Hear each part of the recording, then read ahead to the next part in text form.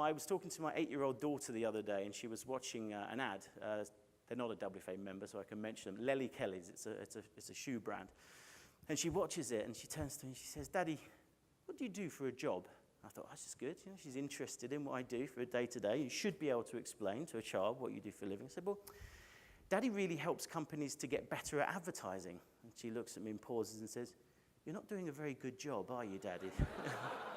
Something is changing in relation to this conversation in terms of how we're leveraging data, how we're communicating with consumers. This is a headline from a conference from our UK association, ISBA, saying that consumers are now think less of advertisers than they do of brands. When I tell people now that I work in advertising, I've been proud to work in our industry, the conversation is very different. They very quickly get into discussions about privacy, or they get into a discussion about how some brand has ruined their online experience, or what it might be.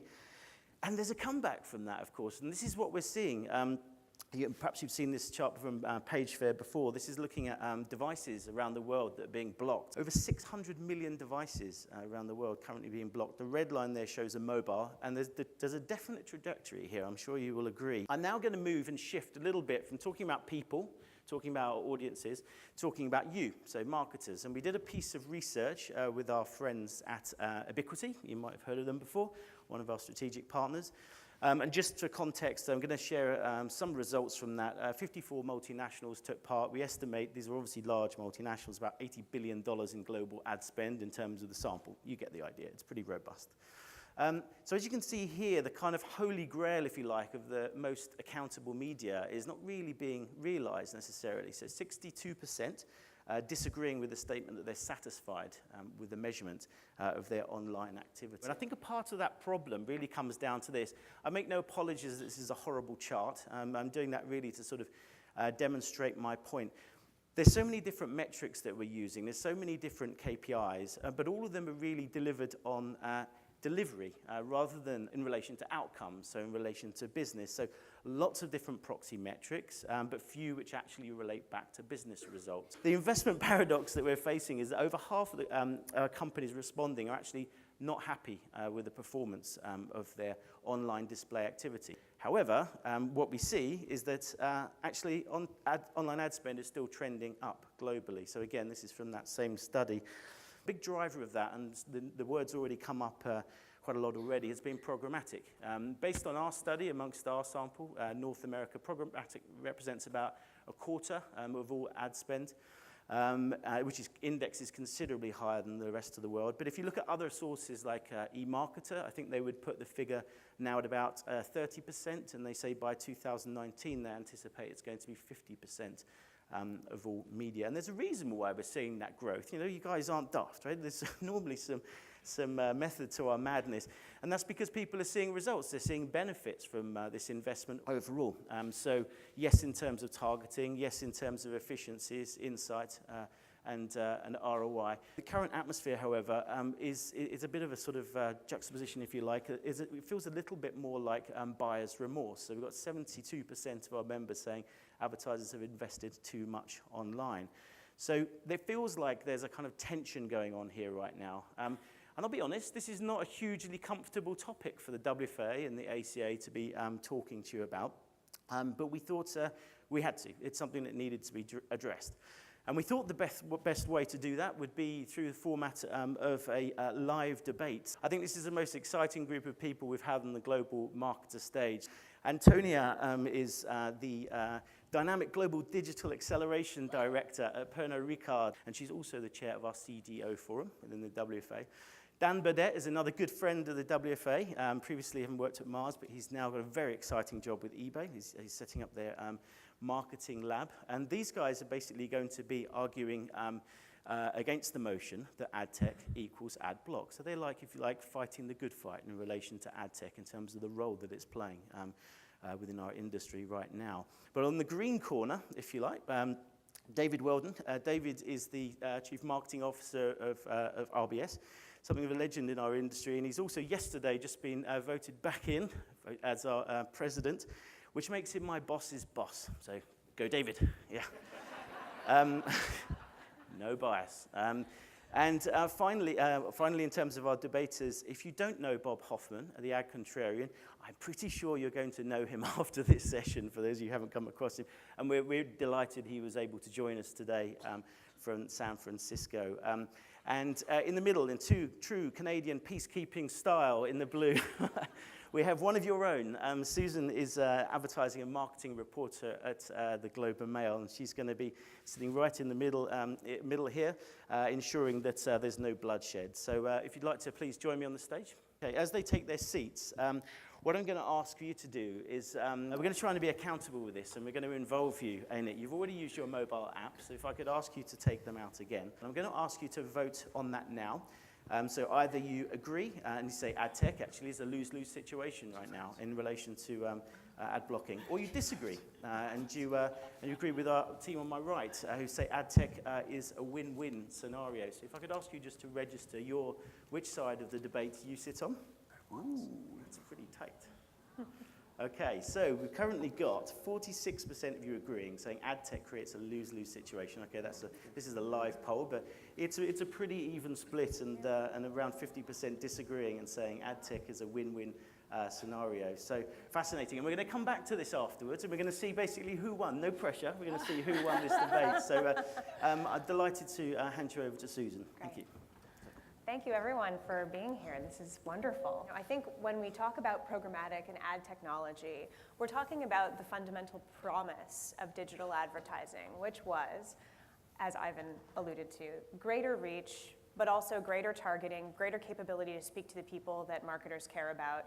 And yet, the environment has become so cluttered. There have become concerns about privacy that have arisen that have led to, as the slides just showed, a greater increase in people rejecting those messages. So what we're here to discuss today is ad tech to blame? Is it a lose-lose or a win-win?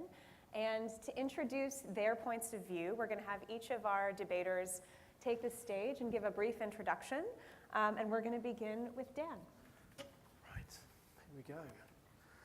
So, look, honestly, thank you guys for letting me open up the debate. I think it's a very exciting debate. I sort of lay in bed last night in that sort of twilight zone between sort of rest and sleep when jet lags really set in, thinking, Christ, at the end of today, I hope we can actually convince you guys that ad tech is actually the force for good. Because it'd be a terrible place if we find that actually at the end of this we feel it's a force for bad, because we're effectively voting against progress, which would be absolutely terrible. In terms of our opposition today, we have Bob and David. Obviously, I don't want to upset or offend them in any way, shape or form, but we're having a lively debate, or that's the idea anyway. And what David and Bob bring is a massive amount of experience, a huge amount of wisdom, a number of best-selling books, specifically written on the subject of ad tech. So what I lack, I suppose, in experience and wisdom, I'll try and bring with provocation and some healthy, passionate debate. So, I suppose what my colleague and I, so Antonia, are planning on doing is talk to you about how ad tech's a force for good. I think what experience and wisdom brings you, and some of the challenges of it, is it makes you quite blinkered. And it can be effectively blinding to the problems that effectively exist within the organisation and the industry today. And Antonia and I are here to talk about challenging the status quo and effectively championing responsible progress in the area of ad tech. Before we get to the debate, I just wanted to put up a definition that I found online of what ad tech is, because I think it's a fat word, often misused, misrepresented. So really, the bottom of the definition there talks at the sort of complex systems, which we heard this morning talked about the large data sets, a lot of it including sort of consumer information, that sort of direct ads specifically at individuals, direct messages at specific groups. So it's about that big, complicated ecosystem of information that's processed through computers and allowing advertisers like us to get in front of the right people at the right time with the right message. The reality is there's two kind of arguments or two sides of this debate. The first side of the debate, I think you would probably recognize, it's the debate that says, well, actually, do you know what? The industry's pretty good. There's nothing really wrong with it. It's not really broken. What's there to fix? Let's just make it incrementally better. And I suppose you'd call that the faster horse side of the debate. That's not our side of the debate, let's be clear. The next side really is what I hope the rest of us will be looking at, which is let's really explore tech. Let's really understand how ad tech can be a strong force for good. Put in the right people's hands, it can be a powerful force change agent within the industry. Because what we sort of see is that there's perfectly good technology put in the hands of people who don't really know how to use it. It's being misused, ultimately. You're finding that the industry has gotten very, very lazy. It's got lazy with privacy, it's got lazy with data, it's got lazy with storytelling, story building, and placement of content. So we need to change that. The truth is, the arguments are quite nuanced. So you'll find that the truth probably lies between the two things. So, selling of data to third parties to use to target people, it's wrong. It's either immoral or it's illegal, so it should be legislated against. Ad fraud is a problem that we all know and we had to deal with, but it's not a new problem. If you sort of look back 10 years and you think about what you were buying back then, you were probably buying things like inserts into magazines or door drops that came to your letterbox. The reality is some of those things never actually arrived, but you didn't know about them. So you just didn't know and you were ignorant, and therefore ad fraud was happening, but you weren't able to spot it. Today, ad tech has brought us the ability to recognize where fraud is happening, and it's given the power back to the consumers to block poor advertising when they see it. There's plenty of great examples, I think, of brilliant ad technology that's being used. I think programmatic was mentioned earlier on. It's a fantastic game changer for the business, but it's probably been misrepresented, misunderstood, and misused. It's effectively an auction mechanic that allows market rate to happen. It's not like traditional advertising where vendors control prices. It's fast and efficient. It flattens the market. It means there's not one or two big dominant players getting the best spaces, paying the best prices. It allows you to optimize content in real time, unlike traditional mechanics, which effectively you're stuck with if you don't like the content you've got out there. And you can personalize it in real time, and you don't have to carpet bomb or blanket consumers with the same mass market message. If you like the sound of the stuff on the right, I encourage you to vote with the faster horse crowd, because ultimately you're voting against progress. But if like hopefully the rest of us, you recognize that ad tech is a more efficient, more effective horse for modern day marketing, you will hopefully vote on the side of progress. So Antonio and I are here, as I've said, to champion ad tech. We believe it is progress. We believe it's a force for good. And we believe it's asking the industry all the right questions. And the argument here really isn't, is ad tech the force for bad or evil? It's actually the problem is different. Yes, ad fraud is prevalent and it needs to be stopped. Yes, ad blocking is a problem. We need to figure out how to solve it. But ad tech is not the problem that we're facing. It's actually the same players applying the same old rules just to a new set of weapons that's the problem. And our industry attitude, I think, has to change in order for us to be more embracing of technology and more embracing of ad tech in order that we can move forward and disrupt things. So I'm going to hand you now over to Antonio, who's going to give a little bit more about the pivot that we think that ad tech is going to bring. Thanks, Dan.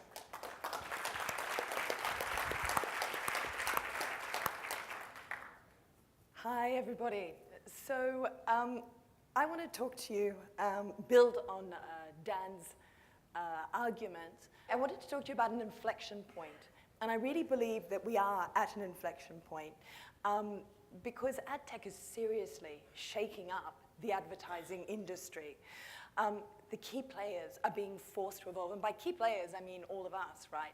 It's the advertisers, it's the media owners, it's the agencies. We're all being forced to evolve. Some of us are winning. Some of us are struggling to really harness the power of ad tech. Some of us are playing irresponsibly. And actually, moreover, some of us are just plain old lazy. And in amongst all of this, while this is going on, we have the consumers who are actually sending us a really clear message to get our acts together. They're blocking our ads. They're asking us to do something better. They're pushing the industry to evolve. So to build on Dan's perspective, I fundamentally believe that ad tech is not the issue. It's the way we're leveraging ad tech that is really problematic right now. So I propose that actually ad tech is a force for good and is actually revolutionizing the advertising industry. And I think that there are two parallel revolutions going on. I think there's that one where actually consumers start to exist in the conversation. And I'll come back to that, because the other one, I think, is the revolution where the advertising industry itself is becoming more accountable, more measurable, and more responsible as well. Let's just circle back to the first revolution, okay? This is about consumers having a bigger seat at the table and actually existing in the conversation. This shift from that top-down broadcast, that carpet bombing, into something where we can actually have a powerful and meaningful interaction with consumers. Everybody has spoken about it this morning. I think Raja spoke most to it in his segment. Actually, there are a number of key dynamics going on here. The first is the ability to target, so precision targeting, great experiences that come on the back of that. The ability to learn from every interaction with consumers, that feedback loop that actually with traditional advertising and without ad tech, we would never have had.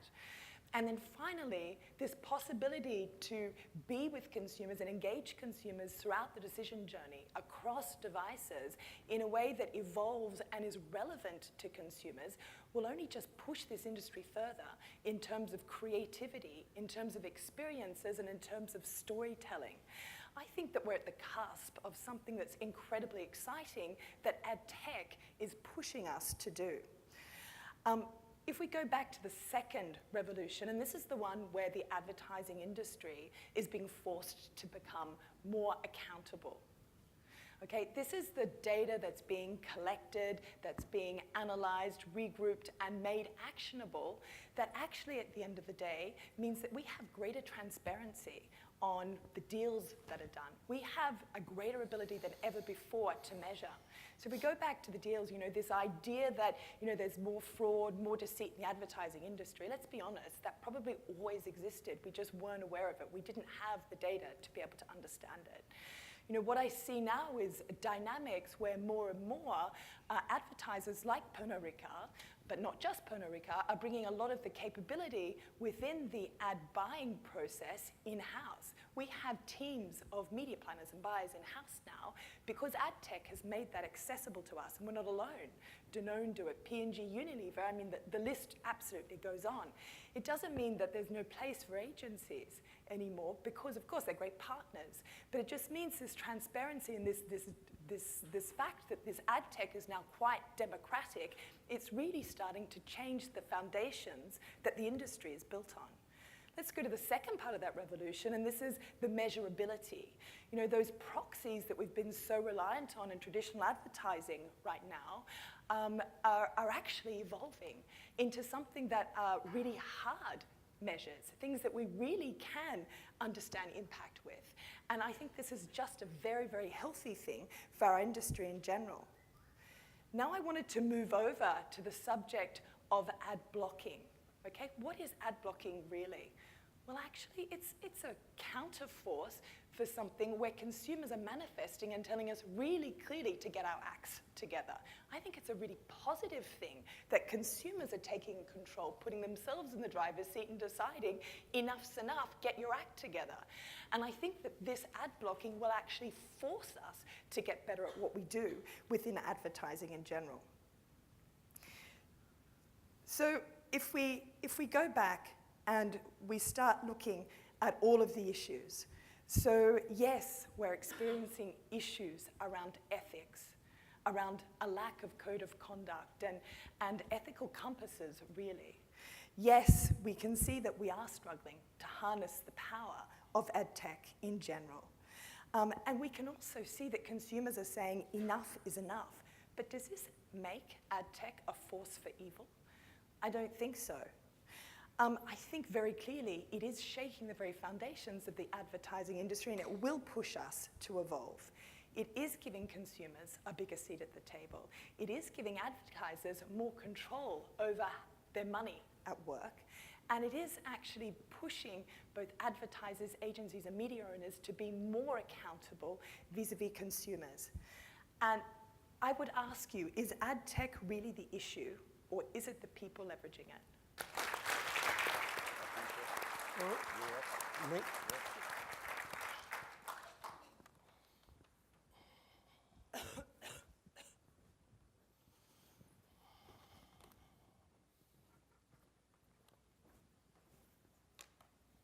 Hi, everybody. I'm Bob. I'm a copywriter. I don't know very much about technology. I don't know very much about media, selling or buying. So why am I here today shooting my mouth off about ad tech? Because although I don't know much about technology or media, I think I know a little something about bullshit. I spent 41 years in the agency business.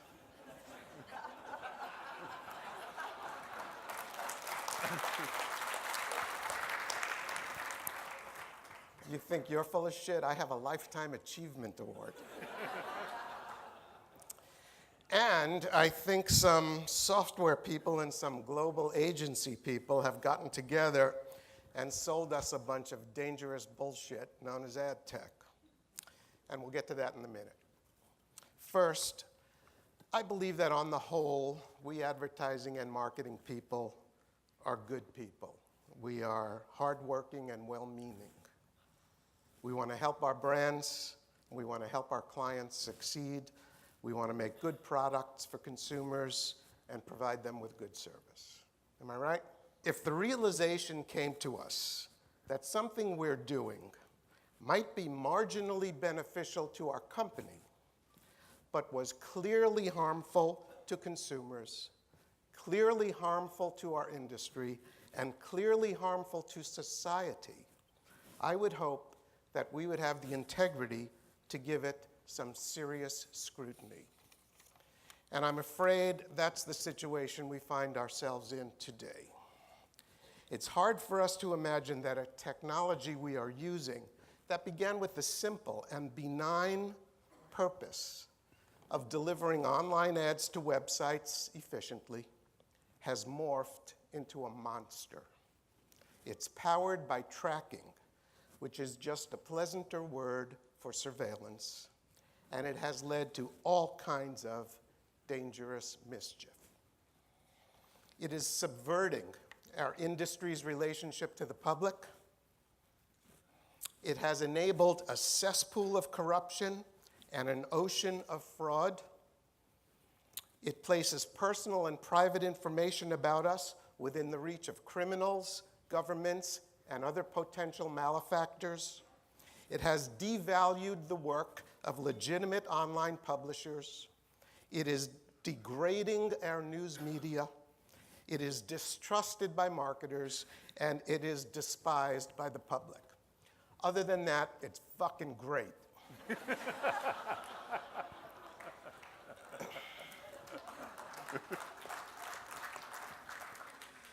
Let's do a little data-driven review of the facts.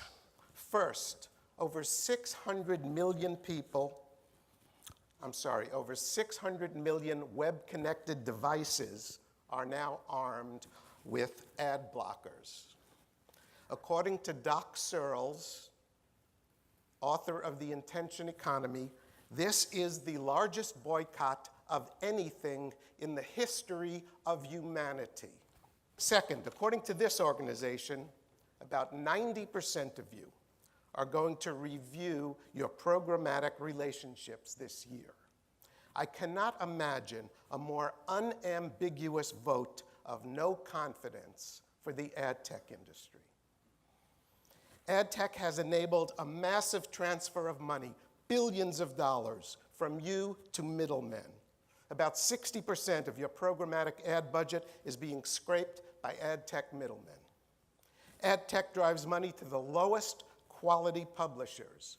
Ad tech's value proposition is this: we will find you the highest quality eyeballs at the shittiest possible locations.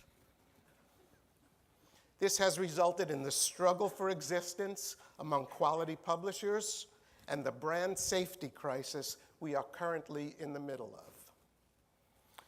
And what has ad tech given us in return? An overall engagement rate that is usually reported at about 6 clicks per 10,000 ads served. Salve Media says a consumer is more likely to complete Navy SEAL training than click on a banner ad.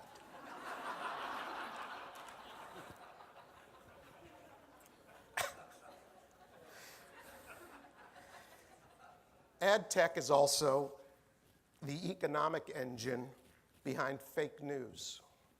One of its most pernicious effects is the corruption of journalism and the scourge of clickbait.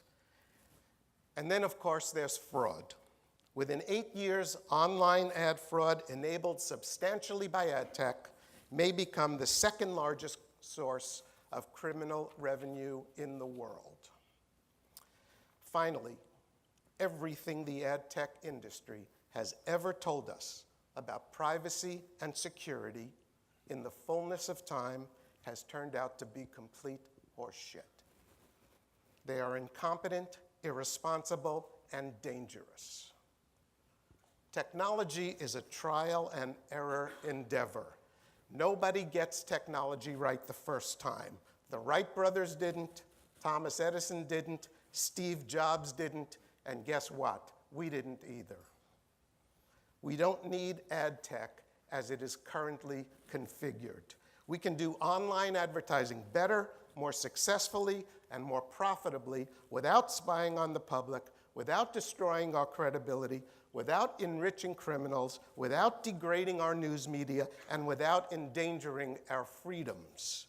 We are dealing with a very clear risk-reward situation here. The rewards of ad tech, if any, have been quite low. The risks have become enormous. Why are 600 million devices now armed with ad blockers? It's not a mystery. It's because ad blockers are currently our only defense against ad tech, a technology that started benignly and has morphed into a monster.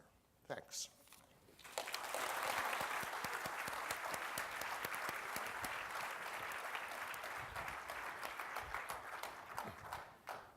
There's not much left to say, is there? But before I say anything, I want you to know I exercise a lot, I eat well, and I sleep well, and my brain is still working. I think what we've seen this morning is all sorts of interesting stuff, but the thing I've been reflecting on is unless technology is developed in the fullness of time, thinking only about the needs of human beings and in service of human beings, we are going to run into an awful problem. In fact, we're already running into it. So my single most biggest point I'll land is technology in service of human beings. That's what we need, because it's human beings who are telling us it's not working. It's human beings that are going away from this industry in droves. And why are they doing that? They're doing that because at the moment the ecosystem is flawed, the money flows are opaque, the data is obtuse, and we are being sold a very dangerous myth, and it's the fault of people like me, clients, that this is allowed to happen. I've spoken out already. I will no longer allow it to happen. I want to make sure that our money is wisely invested in the best interests of the people we serve, our customers. I love what Raja said about remembering that loyalty is about being loyal to our customers. And what I see in this debate is the promise of digital again. There's nothing actually wrong with ad tech if it's done in the right way. At the moment, it's mostly being done in the wrong way.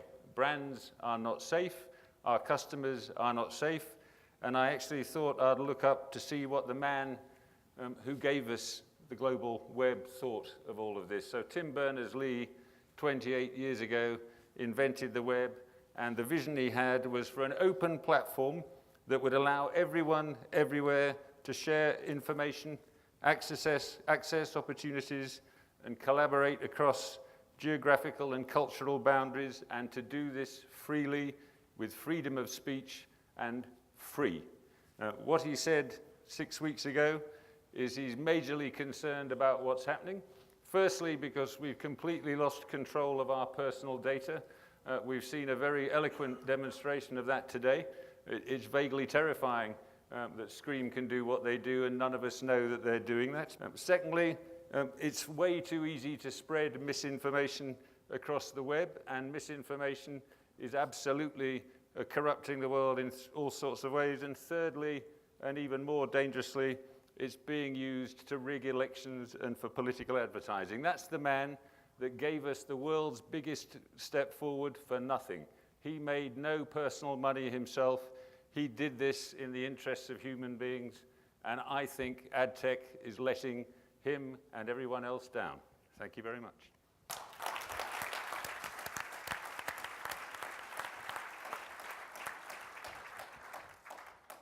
All right, fantastic. Well, I'm going to let these teams go at each other pretty soon, but I want to open with a question, and that's the point that you ended on, David, which is what Tim Berners-Lee has said about what has become of his creation. My curiosity here is about the point of personal data. So certainly we know that privacy is not the only, or even in many cases, the main reason why people use ad blockers. That's pretty clear in a lot of the research. But privacy certainly is a concern, and it's part of what is driving suspicion of advertising and potentially the sentiment that leads people to use ad blockers. So my curiosity here is control over our personal information essentially compatible with ad tech? Can they coexist, or are they by necessity at odds? And is that a problem we can solve without sort of throwing ad tech down the toilet? No, I think they can coexist, but let's remember that on the 25th of May next year in Europe, the general data protection regulation that comes into place will make nearly everything you've heard about this morning illegal. And actually the reason it will do that is because people haven't opted into things. They don't see what their data is being used for, and they don't see how it's being used, and they don't see a fair value exchange. When they do see a fair value exchange, then ad tech will be magnificent. Of that I have no doubt, but right now it's a severe problem. Ad tech, there is no reason why technology can't be used well online for delivering online advertising. But ad tech is now essentially enabled by tracking. Tracking is I believe, an evil that we don't need, and I think we need to get rid of it. And once we get rid of tracking, ad tech can do whatever it wants. It's fine with me. I think it's an interesting point. I mean, I think Bob's very provocative and entertaining opening was sort of full of scares, which is great. There wasn't a lot of solutions in there as well. So I think kind of ad tech is potentially a solution to a problem we know we've got. There wasn't a solution in there as far as I heard. But I sort of imagine that's how the horse guys back in the day would have regarded the sort of Model T Ford. I mean, you know, with a lot of skepticism and concern that this was essentially going to change the way that they've always done the ploughing of the fields or the getting to work or whatever they did with their horses. And I think tracking and surveillance is a very interesting thing because it's all about perspective. So in the UK, Channel 4 have just launched a service where your TV can now talk to you and refer to you by your first name. So it would have an ad there, and it would play an ad, and it would, a bit like Minority Report, it would talk to me using my Christian name. When my mum heard about it, she was like, "My Christ, that's awful, that's dreadful, that's tracking, that's surveillance, that's the worst possible part of tech." I look at it, I kind of go, well, you know, if it's used to David's points responsibly, then that's actually a good thing. My son looked at it, who's 10, and he was like, "Brilliant, that's fantastic. He was all over it." So I think whether you consider it surveillance or tracking is to do with how you consider the value exchange.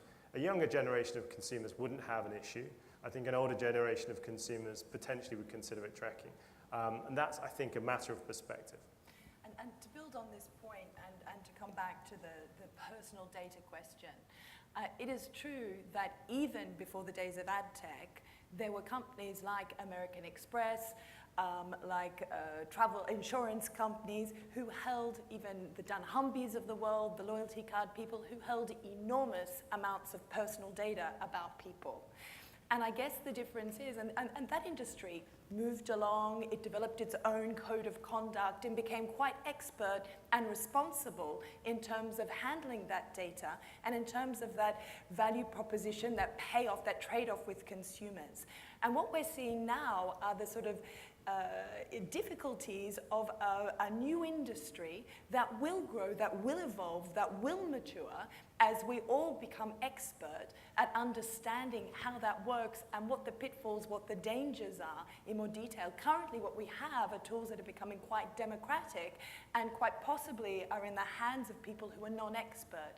The onus is on us to set up that code of conduct and make sure that our experiences and the way that we use that data or that technology is responsible and is relevant to consumers. And I think at that point, we'll see consumers opening up to the use of ad technology and stopping the ad blocking to the extent that it is today. That is completely out of touch with reality. Consumers aren't opening up to us. Consumers hate what we're doing. You're living in a dream world. Talk to real people about how they feel about online advertising and find out what the real world is like. Second, you want solution, you asked for what my solutions are. My solution is, number one, all first-party tracking should be opt-in. Number two, no third-party tracking. Number three, no selling of personal information. That's my solution. So what we have is a code of conduct that's starting to be created. It's not that we're trying to imagine a world without ad tech. We're not saying ad tech is evil, from what I understand. What we're saying is that this code of conduct and this sense of responsibility needs to be put in place. It needs to be built in this relatively new industry. Yeah, I mean, the issue at hand is ad tech driving ad blocking, to which I would say unequivocally yes, and that's why I hope we win this debate. We may not, we were losing at the start.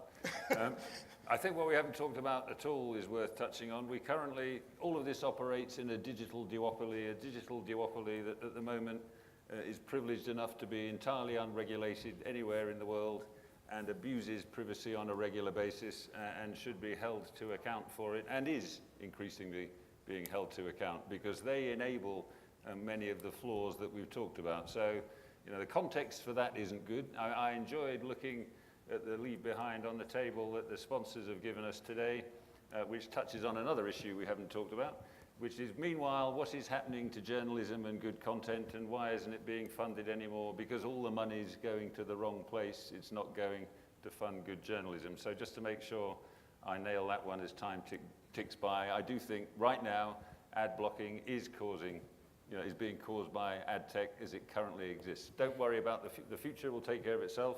I'm not at all talking about we must have faster horses. I think we must have safe, responsible, developed technology, just as cars were developed in the same way. And a code of conduct against a digital duopoly is going to not work, I would suggest. No, and I think it's great. If we're agreeing that a code of conduct around, responsibly led ad tech is important. So ad tech is not the enemy here; it's the responsibility around which it's being used. I think it's very interesting when you say ad tech is ad blocking. I completely disagree with that statement, primarily because I think ad tech is just the enabler that allows people in a democratic way to filter out of their stream stuff they don't want to see. And what they don't want to see is crap. They don't want to see bullshit. They don't want to see bad advertising. So it just puts the emphasis back on us to be more creative, to the presentations this morning, to really understand how you connect with people in a way which is actually meaningful to them, in a way that does connect with them, in a way that does add value to their lives. So it's not ad tech is ad blocking. It's poor creativity that's ad blocking. And I think there's a massive difference between the two. Ad tech is just the enabler. Oh, I'm going to jump in though, but isn't the architecture of advertising as it's delivered in the digital world part of the problem? It's not always bad creative. I mean, there's plenty of that, sure, but isn't part of the problem just the massive slush of clutter that I'm faced with every time I try to consume any media content in a digital world? I think that there's probably two responses to that. So firstly, I think that if we're honest and we look at what we've been doing in terms of harnessing the power of ad tech, we're certainly using the targeting possibilities, but we're pretty much wedging old advertising techniques and dynamics in terms of creativity into those new targeting approaches, okay? We've got a way to go in this very area here. So honestly, creativity, I think, is just such a big part of this that will really push the advertising industry to move forward. I don't agree. I think that you can't separate ad tech that cleanly from ad blocking. I think, and I don't think that ad tech as we think of it is quite as easily fixed as your ongoing corrections would have us believe. The promise of ad tech is very simple. High quality eyeballs, low cost. There's only one way to achieve that I know of, and that's tracking. So it's following me from the Globe and Mail's website to bikinibabes.com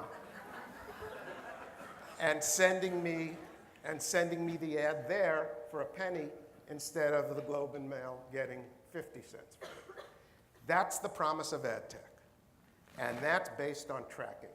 So I don't know what you envision for ad tech that doesn't involve tracking, but that delivers the promise of ad tech. Let's then imagine a world without ad tech. You referred to the sludge that we currently try and block out of our lives, but the reality is the economic model of media online has fundamentally changed right now. So if we take ad tech out of the equation, what are we left with?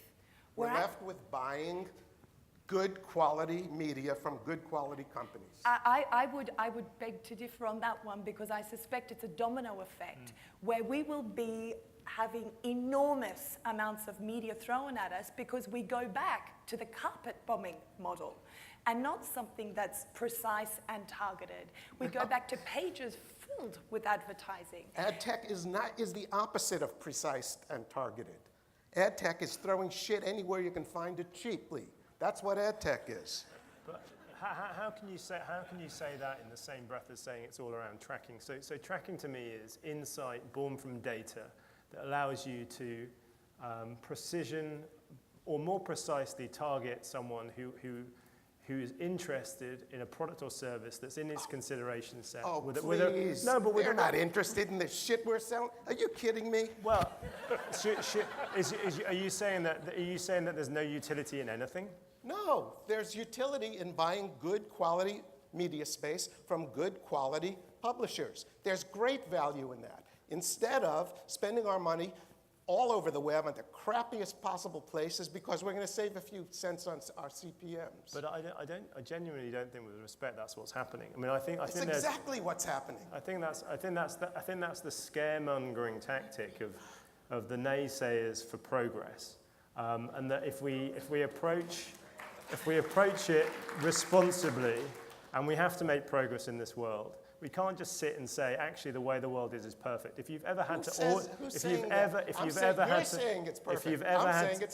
you've ever had to audit Group M, for example, or any big media company, and you've had to try and find out whether you paid a fair price for media or whether you're getting the rebates you deserve, you will wander into a very murky world of rebates and backhanders that you can't measure.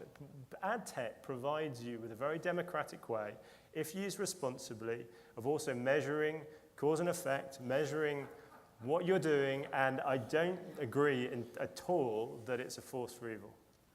Yeah, I mean, I think it's a very clever positioning to try and say we're against progress, because we're not in the slightest. We're absolutely for progress in the right way, but let me now add in metrics. You know, if you look at the metrics that are delivered, I mean, Ivan's presentation knocked that one out of the park, so I don't really need to add much more. What we're talking about is chipmunks, when actually what most scale businesses need are bigger beasts and delivered safely and responsibly. So the metrics don't support the case either. And actually, remember, what we're talking about here is, why is ad blocking happening? Ad blocking is happening for all the things we've talked about, because of bad creativity, because of bad tech, because of a lack of privacy, respect, and because things are being done in the wrong way. So I'm sorry, I still think the motion holds that it is a causal effect we've got here. Okay, I want to ask a question. Is there a shift underway right now? So we've seen, I looked at a forecast recently that said that nearly 4/5 of the dollars for digital display advertising in the US will go through programmatic channels this year. That's $32.5 billion worth of advertising. So clearly, marketers, like many of those of you in this room, are spending very serious dollars in this space, regardless of the concerns that have been raised here. One of the things that I found interesting about these forecasts, though, is about three-quarters of that spending goes through private marketplaces and programmatic direct. So I actually want to ask a sort of a process question here, which is, are the open exchanges declining? And what effect does that have both on the supply chain and also some of the concerns, if any, what effect, if any, some of the concerns that you're raising here? Well, I mean, the key thing is this is all enabled by clients' money. And once you start asking the question about if I'm putting $100 in this end, what impact am I getting the other end? You'll have all seen the waterfall charts that at its worst, the impact you're actually getting is $24. So where's the rest of it gone? The rest of it's gone, I refer also to Ivan's earlier chart, shows you where money's being made and it shouldn't be.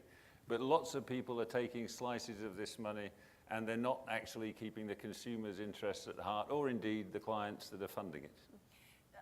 I just have a point on that, and it's actually something that's very close to my heart because it's a process we've just spent a whole year working on, which is now, thanks to adtech, we actually have the data and the visibility on where our money goes.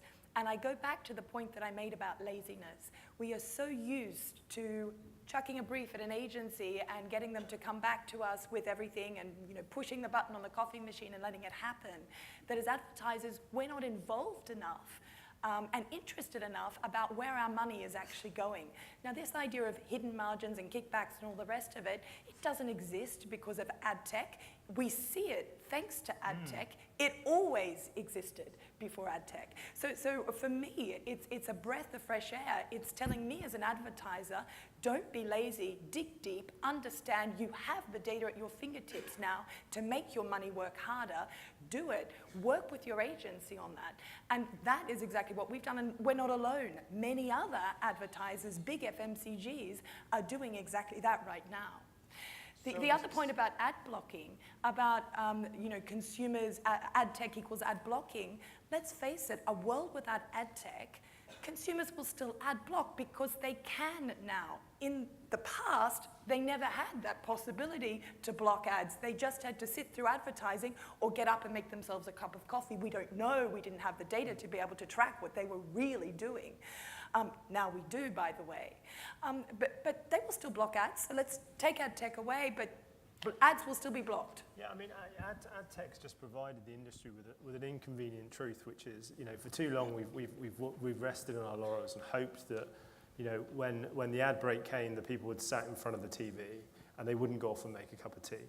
The reality was they probably didn't, and we didn't really know about it. We weren't able to accurately measure it. Ad tech's just provided us with that level of granularity, digital measurability, which has just essentially held a mirror up to the industry and said, well, look, we've got to do better. And I think that's a great thing. I think that's why it's a force for good, because it's genuinely challenging us to be better at our jobs. And I positively encourage that. I don't want to sit back on my laurels and think I'm just going to go back to the old way and just hope that outdoor billboard or hope that TV ad is going to be good enough that people are going to be not just blinking and filtering it out, but actually going to be paying attention to it. I think that's critical. That's the difference. Yeah, but again, let's go back to the ecosystem here. The metrics of TV, the metrics around outdoor are pretty robust, have been built up over time, and you can track, and it's not a matter of laziness, you can track and you can see the impact on business. Because actually, in the end, what matters most is the impact on business, and what's missing still is where is the tracking and measurement of impact on business here. Now, if you've worked it through for Pernod, fantastic, I'd love to see it. This is, what we're talking about here is digital over-promising and under-delivering. I think it's a very interesting point, actually, because I've recently moved from sort of CPG, so sort of the Coca-Cola world, where I'm working for Mars, to e-commerce company where we have visibility of cause and effect very, very tangibly. And one of the things I think is very, very clear is, for too long, sort of, as a CPG marketer, I relied on sort of proxy metrics. It's a sort of soft metric economy, which is perpetuated by us buy-side buying soft metrics, and then sell-side selling us what we buy. And we continue to go around buying all these ridiculous things like views and likes and all these other things that had no direct correlation to actual sales. And that's essentially how outdoor and all these other things are measured. Intent-based, very, very soft proxy metrics that we don't know actually drive sales at all. Now we're able to connect the dots. Where I work at eBay, we can connect the dots between something they're seeing and what's actually happening, what transactions are happening. And you do begin to see some of these performance channels that are lower down the funnel really having a significant impact on your sales. And some of the other things, and I don't disagree, the TV is a great thing. It's a brilliant thing. But I just feel that to say that ad tech is the root of all these evils is wrong. I think it's simply a mirror that we're holding up to ourselves. It's just an uncomfortable reflection that we're seeing.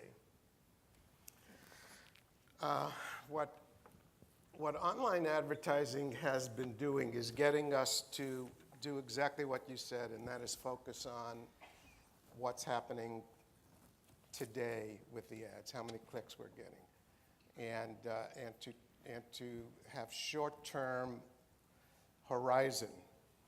If we look at the billboards and the television that you just discredited, we have 70 years at least of history of these media building huge global brands.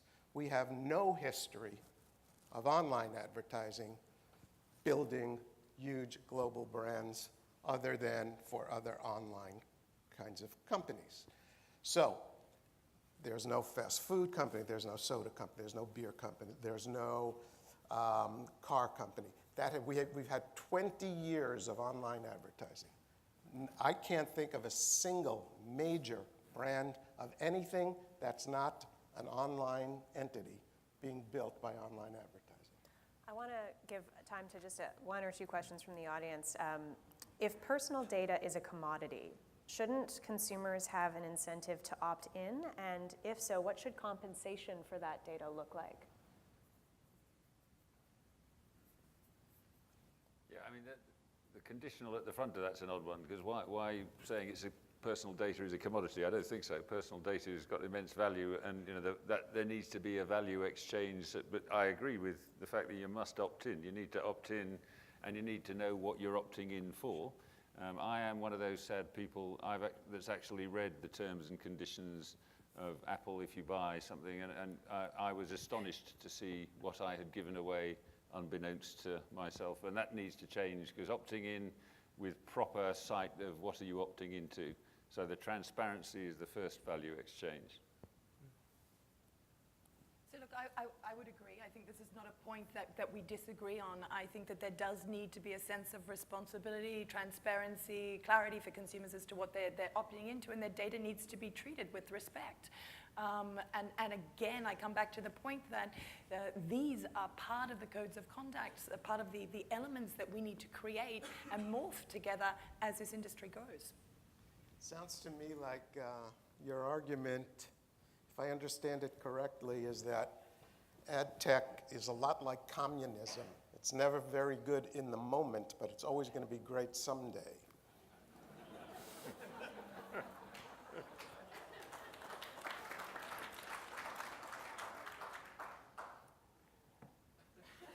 All right, let's have one more question.